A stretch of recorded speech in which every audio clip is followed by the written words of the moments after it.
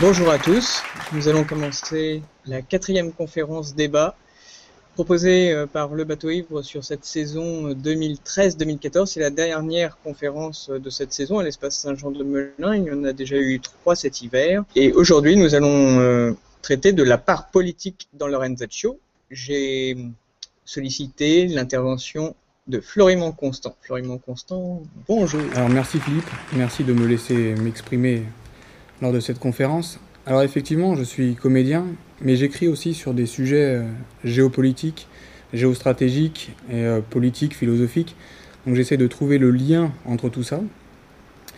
Et j'interviens là où la liberté d'analyse des médias s'arrête.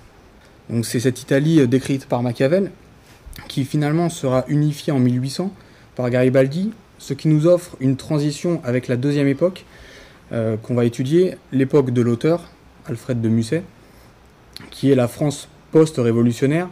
Alors là encore, on a encore une mosaïque de régimes, puisque après la Révolution, il y a la Restauration, une République, l'Empire, d'autres nouvelles monarchies, enfin dans le désordre. Mais il y a tous ces changements de régime qui sont intéressants à analyser.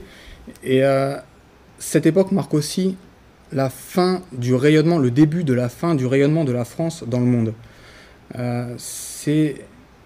Ça va de pair avec la chute de Napoléon, on viendra dessus, la chute de l'Empire napoléonien, mais il y a un lien entre tout ça, ce qui nous amène vers la troisième époque étudiée, c'est-à-dire l'époque contemporaine, le nouvel ordre mondial qui est la paix dans le monde instaurée par les Américains. Alexandre de Médicis était seigneur duc de Florence et il a été promulgué par Charles Quint, l'empereur, et par le pape, qui était Clément VII. Voilà. Effectivement, puisqu'à cette époque, l'Italie était sous domination étrangère, juste avant son unification. Alors, on va commencer avec la place des gouvernés dans l'histoire, et à l'époque justement de Lorenzo, jusqu'à de Musset, ces gouvernés, il y avait deux castes bien distinctes entre d'un côté les nobles, les familles royales, les religieux, voire quelques grands bourgeois qui avaient accès à l'éducation, aux sciences, aux postes de pouvoir, aux carrières scientifiques. Et de l'autre côté, on avait une population rurale et paysanne plus illettrée qui n'avait aucune conscience finalement de sa condition sociale. Actuellement, dans les pays occidentaux, où chacun peut avoir accès à la culture, à la communication, à l'information, au partage et au voyage, on assiste malgré tout à ces castes dominantes qui perdurent et qui... Alors, cette fois, ce ne sont plus des liens héréditaires, ce sont des liens, je dirais, scolaires. Ils se rencontrent dans les mêmes écoles, fréquentent les mêmes cercles, les mêmes clubs.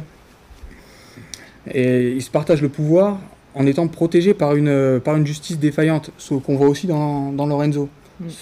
Cette façon de partager le pouvoir et d'être au-dessus des lois.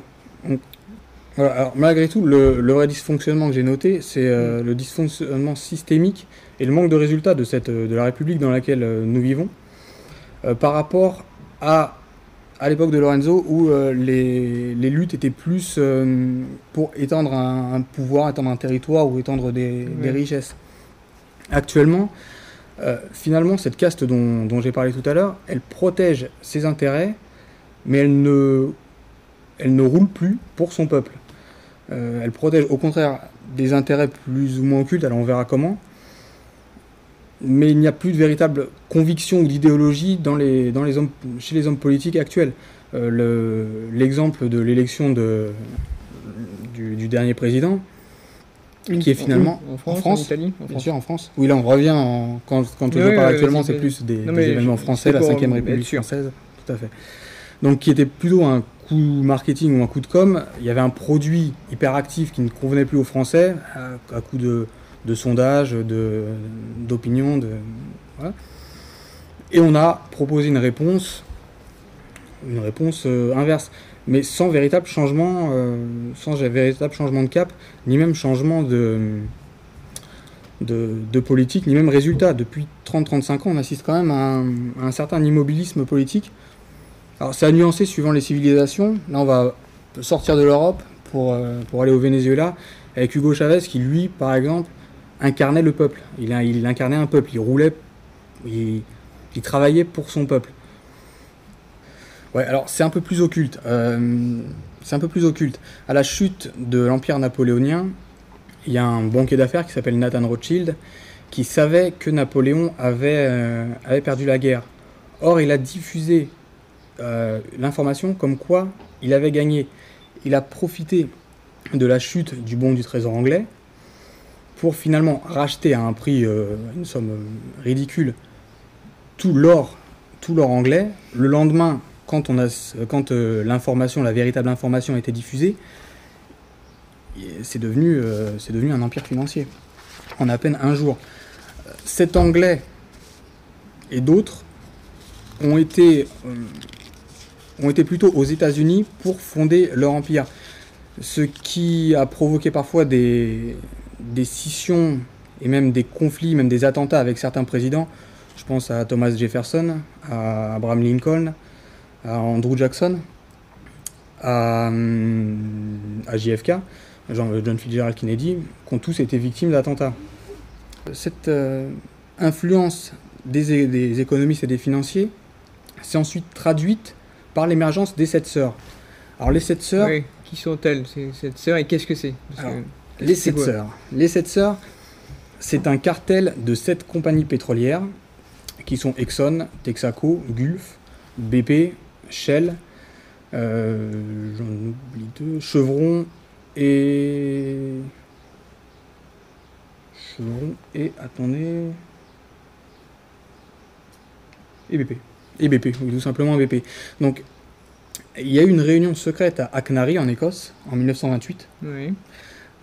Où était présent un représentant de Rockefeller, un représentant, Henry Deterding, qui représentait Shell, tout à fait, et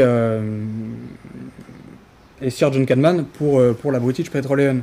Et en fait, ils se sont répartis le monde, les forages mondiaux, pour Moyen-Orient, même ils ont essayé en Amérique du Sud, pour finalement asseoir leur puissance pétrolière, exploiter le pétrole, et même transformer la monnaie américaine jusqu'à Nixon en 1973, qui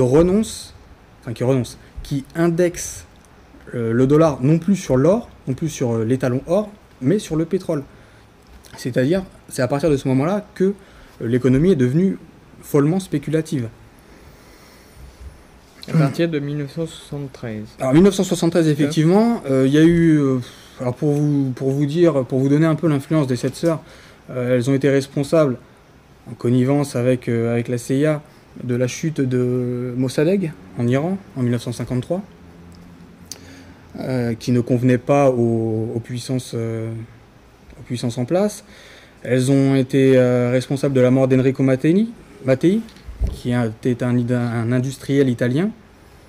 Dans les années 1962, et qui est décédé dans un accident d'avion, tout comme Jaime Aguilera et Omar Torrijos, qui étaient 2 chefs d'État en 1981, 2 chefs d'État sud-américains, qui sont aussi décédés d'accident d'avion, une bombe dans un avion.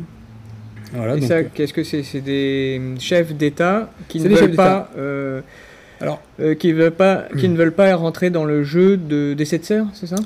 Pour Enrico Mattei, oui c'est ça.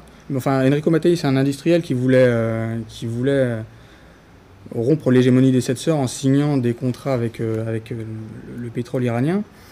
Et les 2 autres chefs d'État, l'un des 2 voulait nationaliser le pétrole exploité sur ces terres, et l'autre fermer le canal du Panama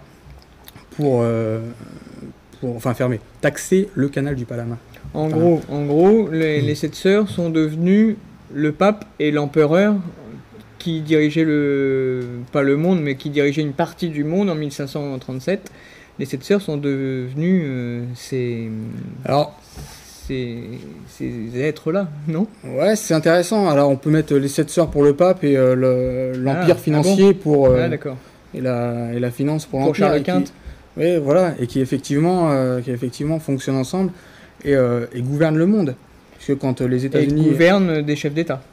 Ils gouvernent, bien sûr.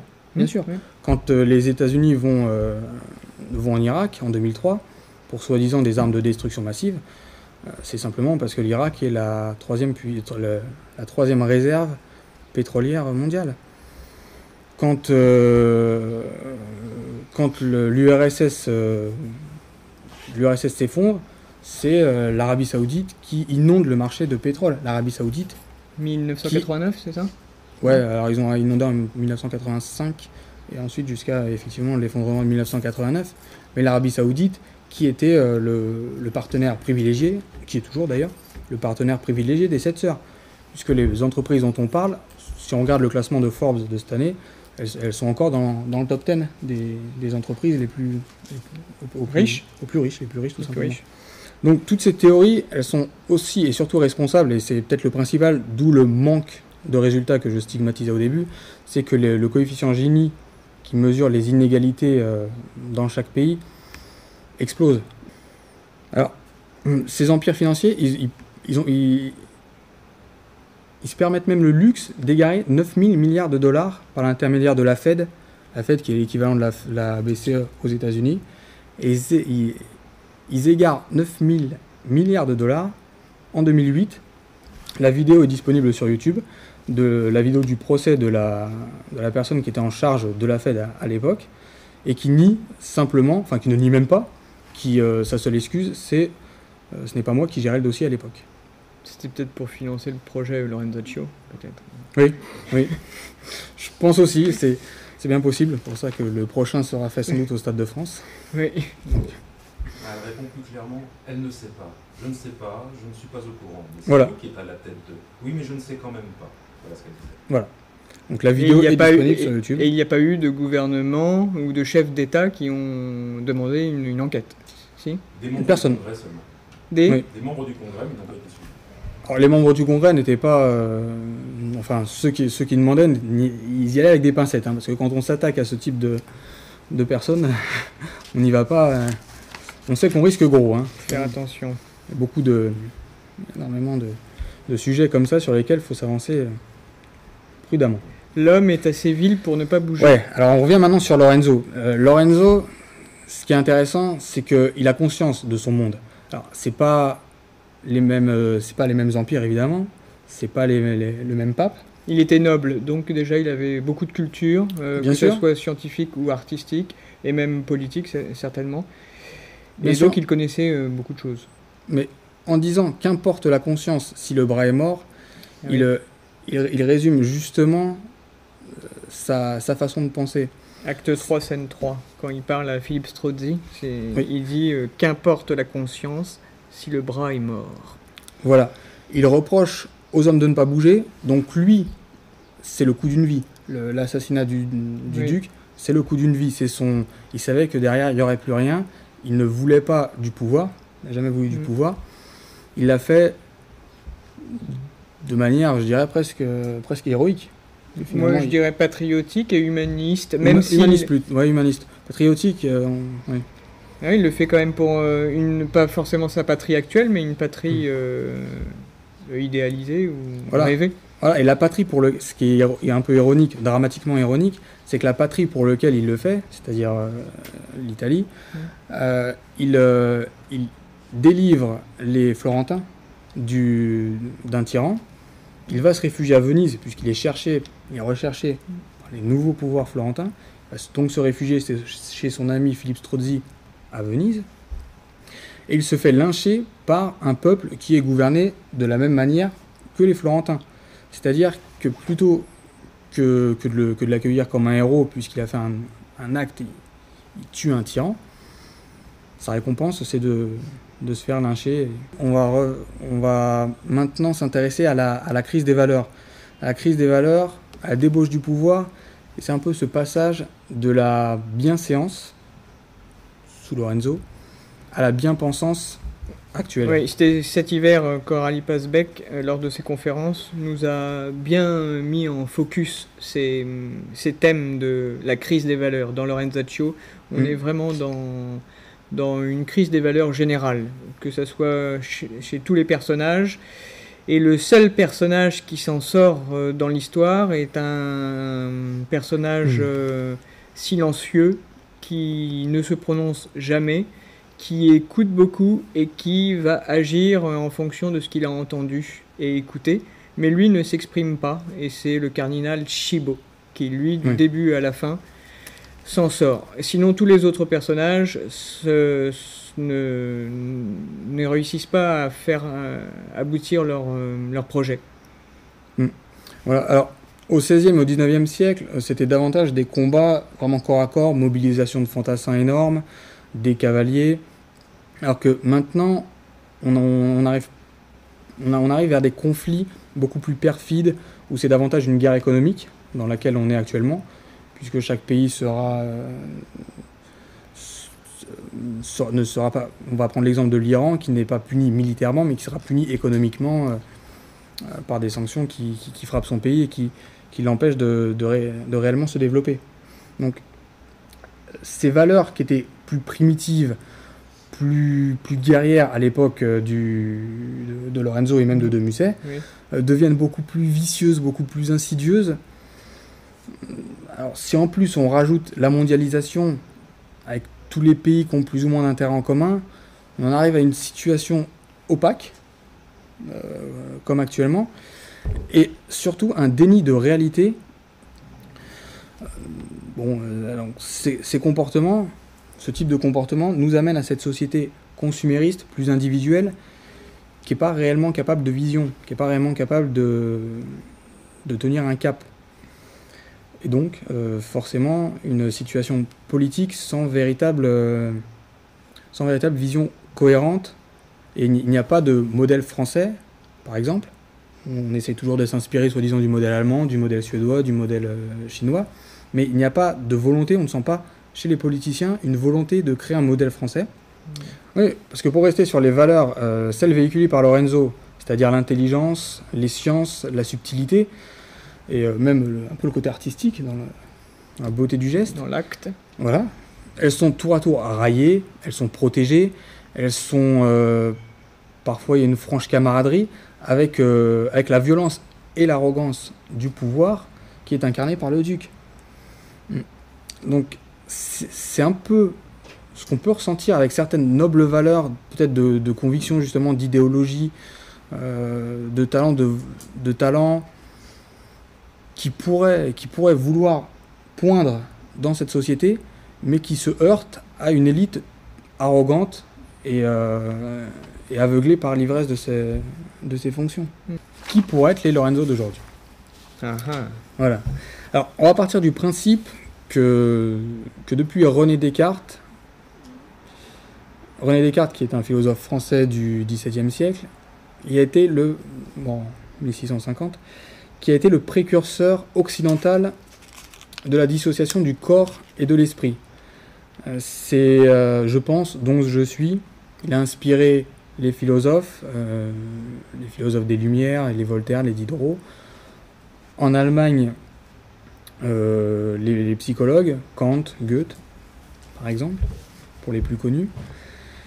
Donc on peut penser qu'en ayant conscience de tout ça, Lorenzo aurait agi complètement différent. Il n'aurait peut-être pas... Le problème, c'est que ça intervient après lui. Ça va, Fabrice? Bien sûr. Bien sûr. Le problème, c'est que, oui, René Descartes, c'est 1596. Qui meurt en 1650. 1650. Et Lorenzo, lui, je ne sais pas quand est-ce qu'il décède, mais son acte, c'est 1537. Je crois qu'il décède 10 ans après. Il y a 10 ans d'exil après son meurtre, son assassinat. Oui.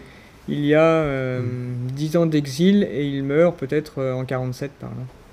Donc il ne connaît pas René Descartes et en plus, il aurait fallu non seulement qu'il connaisse René Descartes, qu'il se soit imprégné de la psychologie, de la philosophie.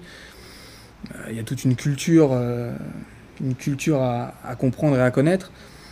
Donc, admettons qu'il était là aujourd'hui, Oui. comment il aurait pu agir? Alors, la lutte physique, monter une armée, bon, c'est quasiment impossible et même plus souhaitable, puisque des guerres civiles, enfin, il n'y a aucune possibilité et il n'y a même aucun souhait. Donc, ça serait plutôt une lutte pour une conscience collective et une intelligence collective qui, elle, n'en est qu'à ses prémices. Alors, l'intelligence collective, c'est un concept qui est notamment développé par Pierre Lévy. Qui est Pierre Lévy? Pierre Lévy, qui est un philosophe français qui enseigne au Canada actuellement et qui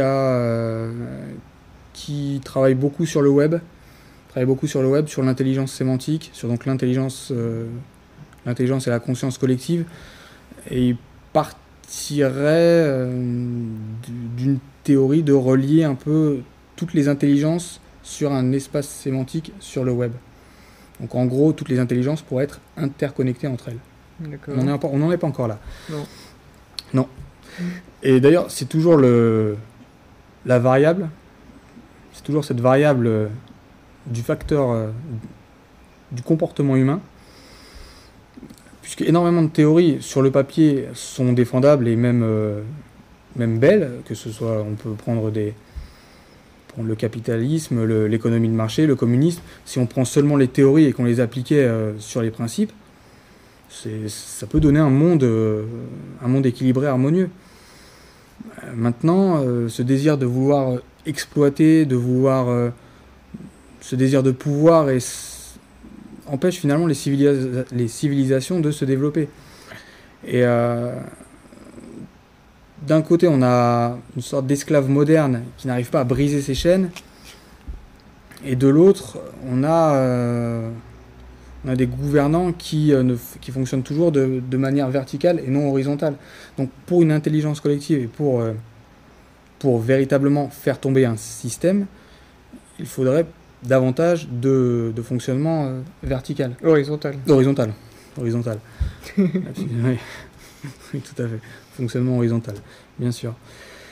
Donc si on voulait maintenant dresser le profil d'un Lorenzo actuel, on aurait les lanceurs d'alerte, les Julian Assange, les Edward Snowden. Alors, qui est Julian Assange? Julian Assange, le fondateur de Wikileaks, qui est aidé par Bradley Manigins, a fait un site internet sur lequel tous les câbles secrets du gouvernement américain ont été révélés, aux journaux, plus au grand public. Ça, c'était quand, en 2010, c'est ça? Non, Julian Assange, c'était un peu avant, c'était 2008, j'aurais dit, 2007-2008, Wikileaks. Et on a parlé ensuite d'Edward Snowden, qui a révélé les écoutes de la NSA, qui était un employé qui a été médiatisé, lui, de la NSA. Oui, Julian Assange aussi a été médiatisé. Maintenant, il est en Équateur. Il est dans l'ambassade d'Équateur au Royaume-Uni. Ça fait 2 ans qu'il y est au moins. Oui, 3 ans même. 3 ans. Il reçoit là-bas. Et c'est une vie? C'est une vie d'exil? C'est une vie d'exil. C'est une vie d'exil. Alors, il ne peut pas sortir de cette ambassade sans être arrêté par la police anglaise sous mandat américain qui reproche des faits qui ont eu lieu en Suède. Enfin, voilà, lui n'est pas accusé pour ces faits qu'il a commis. Pas du tout. Il est accusé pour d'autres faits. Pas du tout. C'est ça? C'est une stratégie judiciaire? Tout à fait. C'est encore cette opacité, cette hypocrisie où on n'est pas du tout dans le corps à corps. On est en train de fourber, en train de trouver une petite faille judiciaire. Une petite stratégie, même pas une faille judiciaire. C'est Al Capone et la fraude fiscale, hein, c'est la même chose. Voilà, c'est ou la prohibition aussi. Oui, c'est ça, à cette époque-là. Toutes ces philosophies sur le web, elles sont matérialisées par l'idée d'Anonymous, par exemple. L'idée d'Anonymous qui est de fonctionner en synergie avec cette intelligence collective où ce n'est plus un homme qui incarnerait le pouvoir, mais toute une entité. Donc, est-ce que finalement Lorenzo ne se retrouverait pas dans cette philosophie? Et lui, il voulait agir seul aussi. Anonymous, ils sont nombreux, non? Anonymous sont nombreux aussi parce qu'il y a l'émergence du web qui permet à tout le monde de se connaître et de se connecter. Lorenzo, c'était beaucoup plus difficile puisqu'il va tout de même chez chez le duc. Chez le duc, et non, mais même chez d'autres partisans plus ou moins proches du duc pour leur annoncer son... Bon, il a remarqué, il savait déjà que tu veux dire ça allait que être un Lorenzo... élu, donc non, il a jamais vraiment voulu entraîner, effectivement. Oui. Il voulait agir seul et sans le secours d'aucun homme, il dit. Et c'est vrai que par contre, il allait, la veille du meurtre, il est allé voir beaucoup de familles républicaines et leur dire « Demain, je vais tuer le duc, profitez-en pour prendre le pouvoir ». Et ça, il l'a dit à une dizaine de familles. Et toutes ont dit « Oui, Lorenzo, c'est ça. Allez, va cuver ton vin ». Autre profil intéressant qui, cette fois, est fondé sur des idéologies, une idéologie politique, ça serait celui d'Étienne Chouard. Étienne Chouard, qui est un professeur en activité, qui est aussi un philosophe, et qui développe une idée assez simple finalement, c'est d'instaurer une démocratie réelle, tout simplement, dans lequel les individus auraient leur rôle à jouer dans cette démocratie. Alors, au-delà des mandats écourtés, évidemment, on aurait cette fois des ministres issus de la société civile, ce qui serait plus logique. C'est des mandats écourtés. On passerait de 5 ans à moins ? Oui, de 5 ans à moins, puisque en étant... On n'arrêterait pas d'être tout le temps... Ah, tout à fait. Il y aurait beaucoup plus d'élections. Oui, il y aurait plus d'élections. Il n'y aurait pas une installation d'action. Tout à fait. Des fois, l'action, il faut qu'elle... il faut prendre son temps aussi, des fois. Mais elle peut être... Déjà, les mandats peuvent être renouvelés. Et elle peut avoir une certaine continuité. On n'est pas obligé de forcément défaire ce qu'a fait le régime précédent. Et surtout, là où j'en reviens à l'idée de placer d'élire des personnes issues de la société civile, c'est qu'on aurait des juges, par exemple, je vais prendre le ministère de la Justice, on pourrait avoir un juge irréprochable qui a été irréprochable sur 20 à 30 ans, qui est élu ministre, qui connaîtrait le terrain, qui saurait quels sont les dysfonctionnements, quels sont les avantages, les inconvénients, quel est le projet pour améliorer la justice. Actuellement, on a cette élite qui sort d'écoles totalement formatées, qui n'a aucune conscience du travail réel, parce qu'ils ne travaillent pas en entreprise, ils font des stages peut-être dans des ambassades ou dans des ministères, mais ils ne connaissent pas finalement, ils ne connaissent pas ce terrain, donc ils doivent gouverner, sans connaître. Bon, Olivier Berruyer du site Les Crises avait émis une critique à l'égard de joueurs qu'il respecte en général de A à Z, mais il avait dit que ce serait plus intéressant de faire une assemblée constituante partielle. C'est-à-dire que lui, il pensait que la chambre haute demeurerait technique et donc avec des professionnels, et que le Sénat, lui, serait tout à fait une chambre parfaite pour élire des représentants du peuple. Tout à fait. Parce qu'il y a quand même une certaine technicité dans la justice. On ne peut pas remplacer du jour au lendemain un juge de, je sais pas, par exemple, un juge d'instruction. Ou par exemple les chambres financières. Voilà, il y a tout un tas d'éléments qui ne sont pas remplaçables du jour au lendemain. Et c'est vrai que même si l'initiative populaire de dire bon, on va élire des gens qui forcément, comme ils ne vont pas faire carrière dans ce domaine, vont être beaucoup plus, je dirais, incorruptibles et beaucoup plus compétents, c'est pas forcément exact. C'est la problématique numéro 1. Idem pour la critique habituelle du scrutin majoritaire, qui est effectivement immensément antidémocratique, mais qui est quand même plus gérable et plus gouvernable qu'une proportionnelle absolue. Oui. Alors, oui, effectivement, mais tout ça, ce sont des idées qui mériteraient au moins un débat, qui n'a même pas lieu actuellement, qui n'a ni lieu sur les médias, qui n'a ni lieu dans les médias, qui a lieu effectivement dans des batailles d'experts, mais qui ne sont pas accessibles au grand public, parce que ce n'est pas dans la ligne éditoriale des médias, des masses médias. Qu'est-ce que c'est que les virus ? Les virus, c'est exactement ce qu'on vient de faire maintenant avec Fabrice, c'est-à-dire développer des idées virales qui seraient reprises, ce que fait aussi Anonymous. On développe des idées, donc c'est comme si on insérait un virus dans un gouvernement qui ne convient plus. Et ce Donc, virus... un virus pour le faire tomber, ou un virus pour propager des idées nouvelles, ou des modes de fonctionnement nouveaux. Si le gouvernement écoutait effectivement le peuple, si le gouvernement prenait conscience et gouvernait, oui, pas pour le faire tomber, pour lui proposer des idées. Oui. Tout à fait. Maintenant, on n'est pas du tout dans... Là, on en a parlé un petit peu, on n'est pas du tout dans ce schéma-là. Oui. Oui, il y a déjà cette idée de vote blanc. Et le vote blanc, donc là, Lorenzo a maintenant, n'est toujours pas comptabilisé. Il est compté, il est statistiquement, on le reconnaît, mais il n'a aucun poids. C'est encore un nouveau dysfonctionnement politique. C'est même un phénomène de non-démocratie. L'appel, demander quelque chose au peuple, c'est pas un crime. La démocratie, c'est la souveraineté du peuple. C'est pas la souveraineté de ses écoles, ni les souverainetés de ses gouvernants.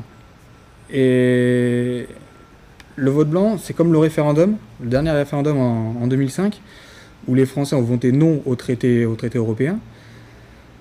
Qu'est-ce qui s'est passé ?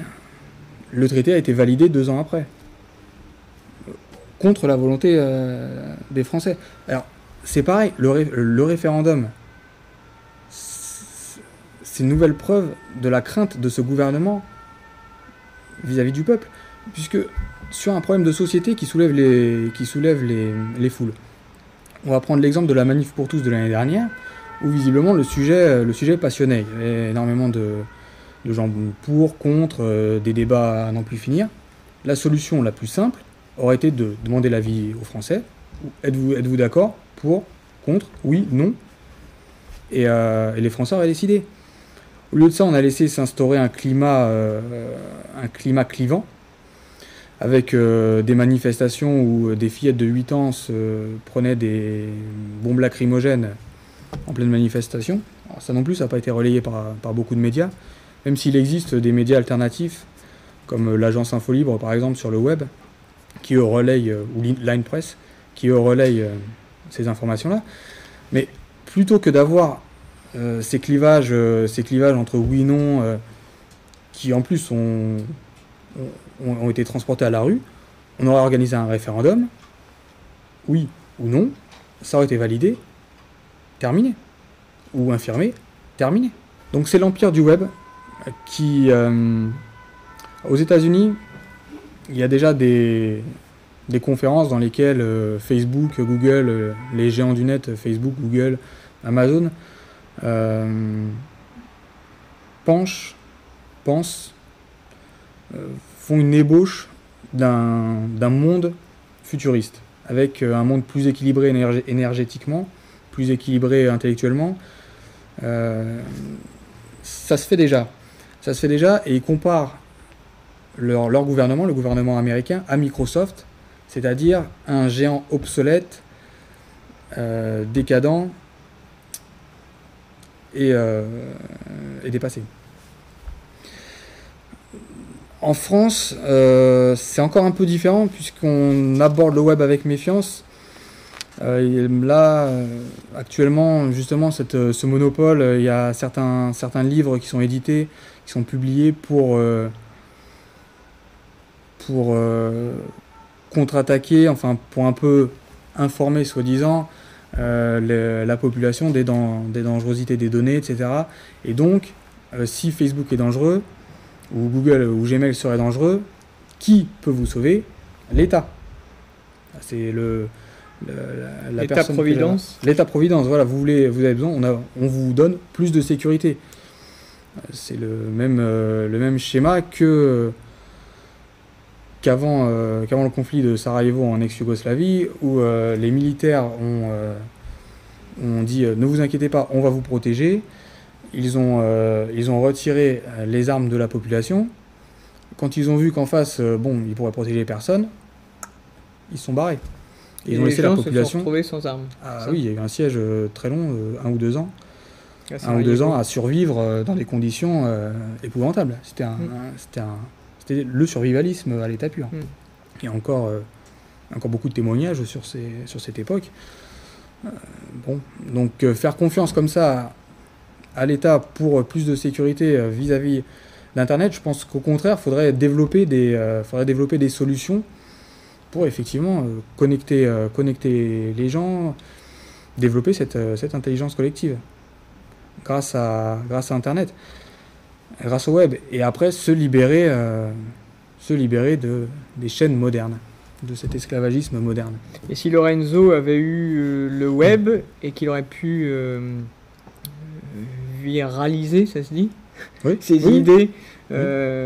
Il aurait peut-être réussi, tu crois, à installer autre chose qu'un duché tyrannique? Il aurait fallu qu'il soit aidé par des développeurs, des programmeurs, parce que tout seul, juste en étant de son école noble, ça aurait été un peu difficile. Il aurait participé, oui.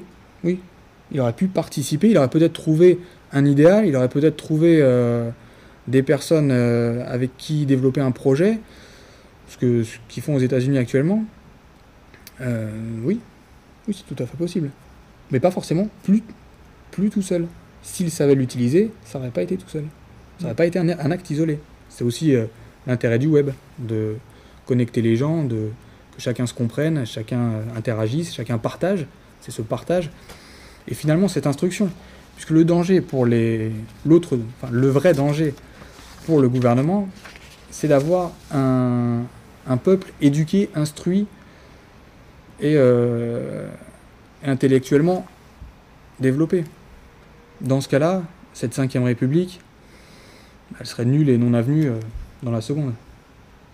Peut-être que la conscience collective, peut-être que toutes ces nouvelles notions peuvent dessiner quelque chose, un monde, c'est peut-être utopiste, mais un monde harmonieux tout simplement, un monde énergétiquement équilibré, un monde qui ne serait plus dépendant d'une économie spéculative, puisque là, si vous prenez 10 € dans votre portefeuille, il faut savoir qu'en réalité, il n'en existe qu'un seul. Le reste, c'est le produit de la spéculation, le reste n'est que virtuel, c'est des quantitative easing. Quantitative easing, c'est quand on inonde le marché de devises, en gros. Quand la BCE, justement, dirigée par les anciens de Goldman Sachs, qui inonde le marché de devises. Bon. Donc cette monnaie est finalement virtuelle. Pourquoi? Puisqu'il y a une explosion de la dette. Bon, là, je vais retirer un petit suspense, mais la dette, elle ne sera jamais remboursée. L'économie est dorénavant virtuelle. Et les rares pays qui n'ont pas de dette, dans le Moyen-Orient, la banque islamique n'autorise pas la spéculation. Dans ces pays qui n'ont pas de dette, il y a une nouvelle intervention militaire. Alors si en plus ils n'ont pas de dette et du pétrole, comme la Libye, comme l'Irak en 2003, ils sont vraiment en danger là aussi. Ils sont vraiment en danger et ça s'est prouvé historiquement ces dernières années. Avec les attaques contre la Libye, donc la chute de Kadhafi, les chutes de Saddam Hussein. Il faut conclure, Florino. Voilà, donc on en est à la conclusion. C'est la conclusion. On est à la conclusion, puisque c'est justement ce développement de connaissances, finalement, de témoignages du passé, de points de repère, qui pourraient nous aider à analyser, à décrypter le présent pour construire un futur harmonieux, équilibré, et de vivre serein en tant qu'entité humaine, tout simplement. C'est ce partage de culture qui pourrait le permettre. Donc en conclusion, maintenant c'est vraiment à chacun de faire l'effort, je dirais, de s'instruire, de comprendre, de connaître, de rencontrer. Ils sont venus aujourd'hui. Oui, mais non, bien évidemment. Mais à chacun des spectateurs ou de ceux qui regarderont cette vidéo, bien évidemment, ceux qui ont fait l'effort ne sont plus à convaincre. Mais ceux qui n'ont pas fait l'effort de connaissance, de prise de conscience du monde dans lequel nous sommes, dans ce cas, le futur peut être intéressant. Dans le cas contraire, on peut rester dans des luttes opaques. Florimond Constant, je vous remercie. Je te remercie parce qu'on se tutoie. Tout à fait. Merci beaucoup Florimond. Merci Philippe. La part politique dans Lorenzaccio, la conférence est clos. Merci. Oui. Et maintenant, on va ouvrir le débat.